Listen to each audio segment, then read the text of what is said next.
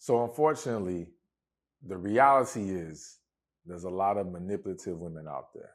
All right. Now, there being a lot doesn't mean no woman can be trusted. Though, if we're really being real, like I'm really a believer in trust nobody because, and not in a way of walking around with distrust, but just understanding that you can't put anything past anyone. All right. No matter how much people say, I would never do X, Y, Z. Right circumstances, right buttons being pushed can change a lot of people's perspective on things. But that's a discussion for a whole nother time. We want to focus today on the fact that you may encounter or you're dealing with a woman who is manipulating you, all right? And you need to understand the tactics that that type of woman will use to try to control you and get what she wants out of you. Because yes, though I believe there's a lot of good women out there, I also acknowledge there's a lot of bad women or a lot of women who come into situations with bad intentions, all right? So you need to protect yourself by understanding in the ways that they move. So one of the manipulation techniques a woman will use to control you is anger, getting upset with you, all right? So giving an example, especially in today's world where we hear about finances, money being a big topic of discussion when it comes to male and female relationships, you may have a scenario where a woman hints at or even flat out asks you for money. Now, we can discuss how just her asking could potentially be a red flag depending on how and when and all these different types of things. However, to me, the asking is not nearly as bad or as telling as the reaction to how you handle it if you tell her no. All right?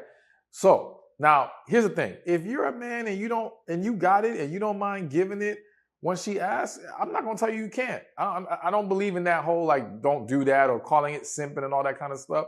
Listen, if you're in a relationship with this woman, so be it. However, I also do not want you to overstretch yourself or inconvenience yourself because you're afraid to tell this woman no when she needs a favor or even asks for a little bit of money or whatever the case may be. Now, here's the thing. Let's just say, all right, you stick with, you generally don't have it, and you tell this woman, hey, unfortunately, I'm not going to be able to do that today, whatever, hopefully you can find someone else that can assist you, whatever the case may be. If that woman truly cares about you, one, again, if she truly cares about you, we could argue that it's less likely she would ask, but again, we need more context to really dive into that. But if she really likes you, she's not going to be upset with you being unable to provide in that moment, okay? Now, you could argue if this is a woman who has given you money, I just got to throw that out there real quick, because there's situations that exist where the woman has been giving the man money, and now when she finally asks you, you say, no, that's a whole different ball game, all right? But again, we're going to leave those types of scenarios to the side and just assume there's never been an exchange of money before. Or there's never been an asking of money before. And again, if she gets upset with you, that to me is a huge problem because even there are some women who are playing you and still will understand to stay calm and cool because they know how that can come across. If she is not concerned with how getting angry with you comes across, she's in full-on manipulation mode. Chances are.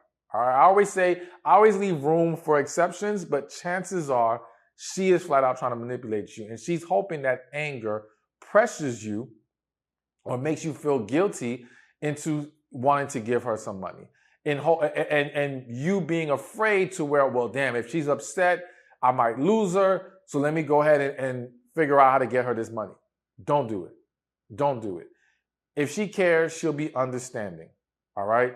She will not weaponize it and use it against you. Now, that's just one example, but there's tons of other examples of where the woman uses anger in order to get you to back down because so many men don't want to make their woman angry or they don't want to have to, quote unquote, hear her mouth. Like, it's like, I don't want to deal with this. So it's not even that he's necessarily afraid of her or afraid of losing her. But in that moment, well, there's probably still elements of that. But in that moment, he don't want to deal with all the negativity and pushback So he's just like, all right, let me just give her what she wants. And that's not healthy either. And again, because she knows you will back down and give in to whatever she's asking or trying to get out of the situation, she keeps using it. So you have to show early on, and I want you to understand, I'm always going to stress the importance of establishing these things as early as possible, because if you let things go on too long and this behavior to persist, it becomes 10 times harder to reverse track and correct everything. It's not impossible. It's just a lot harder because you've conditioned her to thinking this behavior is acceptable. So instead, you got to establish early on, like, listen, if there's moments where you're unhappy about something, getting upset, throwing a tantrum, that's not going to work here. We handle things like mature adults. We address it. We talk about it. And if you can't accept that, we can't move forward together. You got to make sure she understands you don't play that game. All right. And therefore, you will have a better chance of, and if she is trying to play you and she knows you don't play like that, she's more likely to then disappear and walk away because she sees, okay, I can't get what I want out of this man, or it's not going to be as easy as I would like for it to be. All right. So another very common manipulation tactic a woman will use to try to control you is playing the victim. And let's go a step further and say crying. Okay? Because nothing says victim like shedding some tears. Okay? And there are women that understand that a lot of men, because of a man's nature to want to provide and protect, and when he cares about a woman, even if it's not the healthiest situation, if he's emotionally invested in this woman, when you see that she's hurt, that she's bothered, that she's in tears, that she's in this place of victimhood, whether right or wrong, it can trigger a lot of men to just go straight to, how do I get her out of that? And that means maybe appeasing her and giving her whatever she needs or wants, or even if you caught her out for doing something wrong and now she uses the victim role to basically turn the tables or to shift the attention, she now no longer has to be held accountable for what she did. All right? And many will use that to, like I said, turn the tables to where now it becomes on, well, the way you spoke to her or the way you responded to her, rather than what the root issue was for why you even came to her to begin with. All right? So you have to be careful and you have to be smart in understanding, listen, even if you're worried that she is genuinely hurt in this moment, generally struggling with dealing with this, maybe she's very sensitive, you can still acknowledge that sensitivity and that hurt.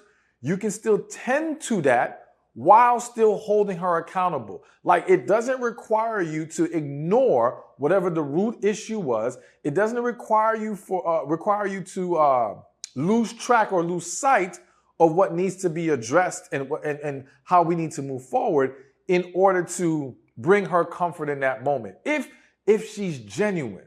Now, if she's not genuine, she is that woman who is trying to play you and control you, then of course, nothing will satisfy her other than her being fully absolved of whatever issue or getting exactly what she wanted out of the situation.